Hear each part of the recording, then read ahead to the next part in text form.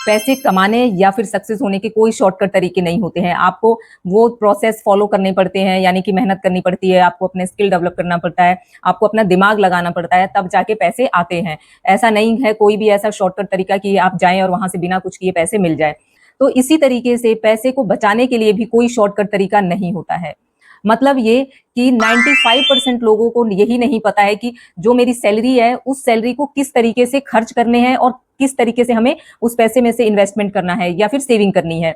मतलब सपोज करिए कि आपकी सैलरी 20,000 रुपए है, तो क्या आप खुद से पूछिए एक बार वीडियो पॉज करके कि क्या 20,000 सैलरी में आपको पता है कि मेरे खर्चे कितने हैं, मेरे को कितना बचाना है, मेरे को इमरजेंसी फंड में कितने डालने हैं, अगर मुझे आने वाले टाइम में स्कूटी लेनी है, बाइक लेना है, एसी लेना है, तो उसके लिए मैं पहले से कितने पैसे बचा के रखा हूं, नहीं पता।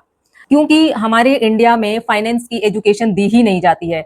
ना तो घर में माँ बाप सिखाते हैं, ना ही स्कूल में फाइनेंस की नॉलेज दी जाती है और ना ही कॉलेज में दिया जाता है। जबकि आप खुद सोचिए कि हम जब से कमाना शुरू करते हैं, मतलब जब से हमारे ऊपर जिम्मेदारियां पड़ती है, तो एक फाइनेंस की मैनेजमेंट, यानी कि हमारे पास जो भी पैसे हैं उसका सही तरीके से किस तरीके से बंटवारा करें या यूं कह सकते हैं इस्तेमाल करें, कहाँ पे किस चीज के लिए कितना पैसा खर्च करें, क्या हमें कभी सिखाया गया है?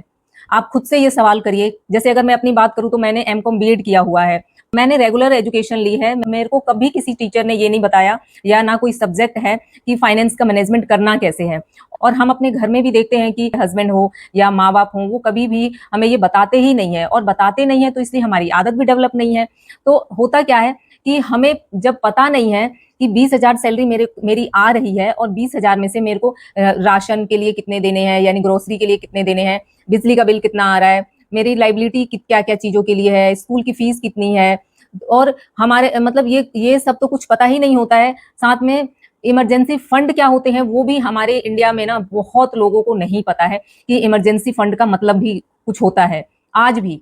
मैं तो ये मानूंगी कि हमारी भी ये गलती है, हमें अपनी गलती, क्योंकि अगर हमें एजुकेशन नहीं मिल रही है या हमें बताया नहीं जा रहा है तो हमें खुद भी अपनी गलतियों को करके सीखनी चाहिए। एक लिमिट टाइम के बाद क्या होता है कि हमें अपनी गलती करने के बाद एहसास होता है कि हमें सुधार करनी चाहिए, पर बहुत सारे ऐसे लोग हैं जो गलती के बाद भी नहीं सुधारते हैं। तो मैंने जैसे अभी कहा कि 20,000 की सैलरी में आपको जब पता ही नहीं है कि आपको खर्चे कहाँ कहाँ करने हैं, कैसे कैसे करने हैं, आपका कोई फाइनेंशियल गोल नहीं है, कोई बजट नहीं है, तो आप बताइए, आपने तो सब कुछ भगवान भरोसे ही छोड़ रखा है। आपकी 20,000 की सैलरी है तो आप 15,000 खर्च कर रहे हैं, 20,000 खर्च कर रहे हैं, आपको पता ही नहीं है। उसके बाद क्या होता है कि कोई ऐसी इमरजेंसी पड़ती है, कोई बीमार हो गया, या कभी ऐसा हुआ कि भाई हमारे घर की रिपेयर करनी पड़ी, बीमार हो गए और स्कूल की कई महीनों तक की बच्चे की फीस बाकी रह गई, तो फिर हम क्या करते हैं, या तो क्रेडिट कार्ड लेंगे, दूसरों से हम उधार लेंगे 4%, 5%, 6% या 10% इंटरेस्ट रेट पे। और उससे होगा क्या कि जो 20,000 की जो सैलरी है वो तो आपकी पता ही नहीं चलेगी, ऊपर से कर्जे और हो गए। और ये गलती कहाँ पे हुई है, आपने बजट ही नहीं बनाया। आपको पता होना चाहिए कि मेरे कहाँ पे कितने खर्चे होने हैं, और उसी में से आपको अपने लिए इन्वेस्टमेंट भी करनी है। 99% लोगों का ये मानना होता है कि मेरी सैलरी बढ़ेगी तब हम इन्वेस्टमेंट करेंगे। खुद सोचिए कि क्या सैलरी बढ़ेगी तब इन्वेस्टमेंट आप कर सकते हैं? क्योंकि जब आपकी सैलरी जितनी बढ़ेगी नहीं उतनी की तो आपने लाइबिलिटी पाल ली होगी या पाल लेंगे। एसी ले लेंगे ईएमआई पे, या फ्रिज ले लेंगे, बाइक ले लेंगे, स्कूटी ले लेंगे।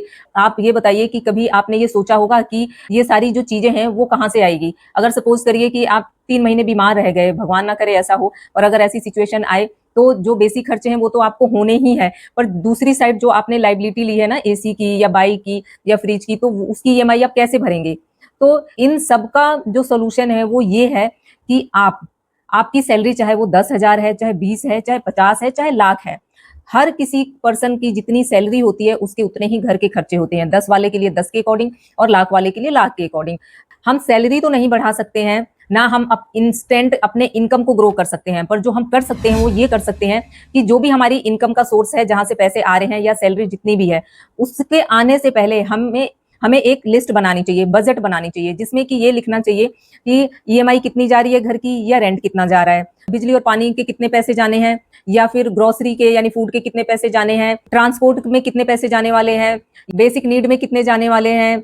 आपको लिस्ट इस तरीके से बनानी है कि आपके पास इतने पैसे इन सब खर्चों के बाद बच जाए कि आप इमरजेंसी फंड में कुछ पैसे डालें, और कुछ पैसे इन्वेस्टमेंट के लिए डालें। वरना अगर आप ये सोचेंगे मेरी सैलरी बढ़ेगी तब मैं इन्वेस्टमेंट करूंगी या करूंगा, तो कभी नहीं होगा। दूसरी आदत जो हमें सही करनी है वो ये करनी है कि आप फाइनेंशियल गोल बनाएं।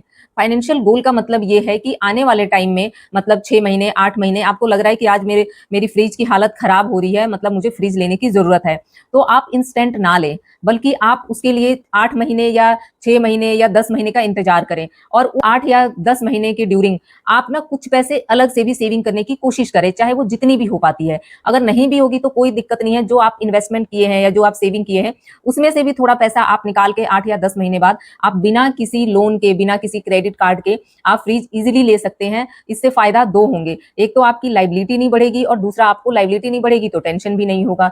तो फाइनेंशियल गोल जरूर बनाएं। फाइनेंशियल गोल में आपको, अगर मान लीजिए कि आपको बाइक लेनी है, एसी लेना है या कार लेनी है, तो आपको पहले ही ये दिमाग में रखना है और दिमाग में रखने के साथ साथ उस पर थोड़ा थोड़ा काम भी करना है, यानी कि बचत भी करनी शुरू करनी है कि मैं आगे कार को मैं कितने, मतलब कार को मैं इजीली ले पाऊं। हालांकि आप जब कार लेने जाते हैं तो 10 या 20% का डाउन पेमेंट करना पड़ता है, बाकी जो 90 और 80% जो बैंक है वो लोन दे देती है। पर आप सोचिए, जो बैंक लोन देती है 90 से 80% जो पैसे लोन के होते हैं उस पर गवर्नमेंट बैंक 7.5 से 9% तकरीबन वो इंटरेस्ट लेती है, और प्राइवेट बैंक तो 8.5 से 10%, लगभग 11% लगभग लेते हैं। और इससे भी बड़ी बात कि जब आप सेकंड हैंड कार लेते हैं तो उस पे जो बैंक लोन देती है वो 10.5 से 15% भी उस पैसे पे वो इंटरेस्ट लेती है। तो बेमतलब का जो लाइबिलिटी है वो आपकी बढ़ती जाती है।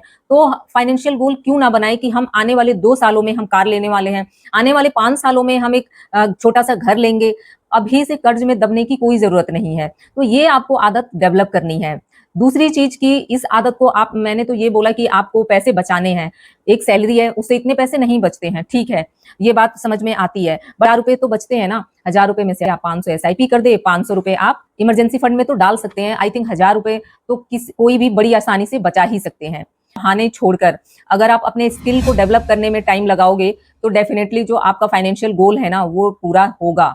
हम 90% लोग ये बहाना लगाते हैं कि हमारे पास तो टाइम ही नहीं बचता, पर हम अपने आप से ये सच बात पूछें कि क्या मेरे को टाइम इतना भी नहीं मिलता कि मैं आधे घंटे किसी स्किल को सीखने में लगा दूं। तो आई थिंक खुद से ये आवाज आएगी कि नहीं, आधे घंटे क्या, 1-2 घंटे तो हम यूं ही रील्स में या फेसबुक पे या इंस्टाग्राम पे टाइम बिता देते हैं फालतू में। मेरा ये मानना है कि कोई जॉब कर रहा है या कोई अदर प्रोफेशन में है, 9 से 6-7 बजे तक, यानी सुबह के 9 से लेकर शाम के 7 बजे तक वो जॉब पे रहता है, यानी कि 7 बजे तो वो घर आ ही जाते हैं।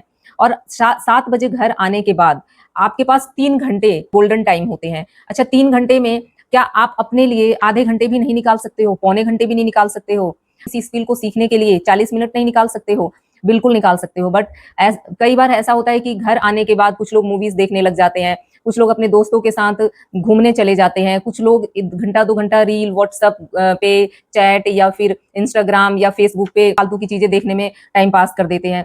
तो आप ये सोचिए कि अगर आप आधे घंटे भी किसी स्किल को सीखने में लगाएं और आज से लेके 6 महीने बाद आप ये खुद पे देखिए कि आपको, आपका जो स्किल लेवल है यानी आपकी जो नॉलेज है वो कितनी ग्रो की है। अगर मैं अपनी भी बात करूं तो आप मेरी पहली वीडियो को जाकर देखिए, मुझे कुछ नहीं आता था, मुझे कोई एडिटिंग सॉफ्टवेयर यूज करने नहीं आता था, बट मैंने धीरे धीरे स्किल को डेवलप किया और मैं अपनी एडिटिंग खुद करती हूँ। ये नहीं कह रही हूँ कि मैं बहुत अच्छा एडिटर हूँ, प्रोफेशनल एडिटर की तरह, बिल्कुल भी नहीं हूँ, पर मेरा ये मानना है कि मैंने सीख के थोड़ी सी भी एडिटिंग तो की, जो भी मैं ये करती हूँ मैं ये खुद से करती हूँ, और जहां मेरे को पहले जीरो नॉलेज थी। मेरा मानना है कि आप जो भी काम आपको करने में अच्छा लगता है, जिस भी काम में आपका इंटरेस्ट है, आपको दिल लगता है, उसमें आप आधे घंटे तो आप दे ही सकते हैं। हम सबके पास एक दिन में 24 घंटे ही होते हैं।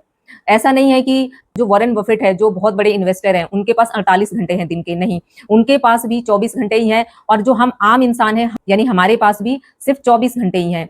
तो हम अगर ये सोच ले कि हमें रोज आधे घंटे किसी स्किल को सीखने में लगाना है, तो मुझे लगता है कि एक दूसरा जो इनकम का सोर्स है वो जनरेट हो जाएगा और हमें पता भी नहीं चलेगा। कई बार हम छोटे छोटे जो काम है वो खुद से करने लग जाते हैं, पर अगर हमें लगता है कि हम किसी और को हायर कर सकते हैं, हमारा स्किल थोड़ा सा और डेवलप हो गया, हम उस चीज से थोड़ा सा पैसा कमाने लगे, तो उस काम को और बढ़ाने के लिए, एक्सपेंड करने के लिए हम उसके लिए किसी दूसरे जो पर्सन है जो उसमें मास्टरी हासिल कर रखी है उसको भी हम ले सकते हैं, और इससे जो हमारी इनकम है वो ग्रो कर सकती है। और कई बार ऐसा होता है कि जो मिडिल क्लास है उसको इतना ज्यादा दिखावे का शौक है कि वो बिना बात के महंगे जूते, सैंडल, यार के फर्नीचर, महंगे कपड़े वो ले लेते हैं, जिस महंगे आईफोन ले लिए, जिनको कि ये लगता है कि लोग देखेंगे तो मेरा मतलब मेरी पर्सनैलिटी डेवलप होगी। ऐसा बिल्कुल भी नहीं है। इससे किसी दूसरे को कोई फर्क नहीं पड़ेगा। इन सारी चीजों पे आप खर्च करते हैं क्रेडिट कार्ड से या फिर किसी से उधार लेके, तो ये आपको मेंटली स्ट्रेस ज्यादा देंगे। बल्कि दूसरों को कोई फर्क नहीं पड़ेगा कि आप महंगे जूते पहने हैं। अरे अगर उसको फर्क भी पड़ेगा तो अरे तूने तो भाई बहुत महंगे जूते पहने हैं, इससे ज्यादा वो कुछ नहीं कहेगा। तूने तो बहुत महंगे जूते खरीदे होंगे तो मैं तेरे को कुछ हेल्प कर देता हूँ। किसी को कोई फर्क नहीं पड़ता आपके आपके पहनने से, आपके खाने से और आपके रहने से। तो आपको खुद को समझना है कि मुझे अपने आप को किस तरीके से डेवलप करना है, किस तरीके से मेरे को अपनी लाइफ को इंप्रूव करना है। क्योंकि मेरा मानना है कि अगर आप अपनी लाइफ को इंप्रूव करते हैं, आप खुश हैं, तो दूसरों के लिए भी आप अच्छा काम करेंगे, अच्छा सोचेंगे और अच्छी हेल्प करेंगे। तो आप अपने स्किल को बढ़ाइए बहाने को छोड़कर। कुछ लोग बहुत सेटिस्फाई होते हैं, वो इतना भी नहीं कमा पाते कि अपने माँ बाप या अपनी फैमिली को, मतलब बीवी या बच्चे को अच्छे से खिला पाए, फिर भी वो बहुत सेटिस्फाई हैं। तो हमें ऐसा भी नहीं बनना है कि हमारे पास कुछ भी नहीं है, हम कमा भी नहीं रहे हैं और हम अपनी लाइफ से बहुत सेटिस्फाई हैं। सेटिस्फेक्शन का मतलब तो ये है कि आप मेहनत कर रहे हैं और आप फिर उस मेहनत से जो पैसे आपको मिल रहे हैं तो वो आप उसको कंज्यूम भी कर रहे हैं और उसके बाद आप और आगे बढ़ने की कोशिश कर रहे हैं स्टेप बाय स्टेप, तो उसको सेटिस्फेक्शन बोलते हैं। सेटिस्फेक्शन का मतलब ये नहीं है कि हाँ कोई बात नहीं, मैं 10,000 रुपए, 20,000 रुपए या 50,000 रुपए में कमा रहा हूं, मैं बहुत खुश हूं इसमें। बिल्कुल आप खुश हो, बट आपको धीरे धीरे आगे भी तो बढ़ना है ना। क्योंकि आप वहीं पे रुक जाएंगे फिर तो आप स्टक हो जाएंगे। और आपको पता है कि जो इन्फ्लेशन है वो आपके सेटिस्फेक्शन से वो सेटिस्फाई तो नहीं होगी। इन्फ्लेशन तो डे बाय डे बढ़ते ही जा रहे हैं। तो हमें स्किल सीखनी बहुत जरूरी है आज के समय में। आई होप कि आपको मेरा ये 2 ओपिनियन अच्छा लगा हो। अगर आपका कोई सुझाव हो, कोई रिकमेंडेशन हो, तो प्लीज आप कमेंट बॉक्स में लिख सकते हैं। Thank you so much for watching.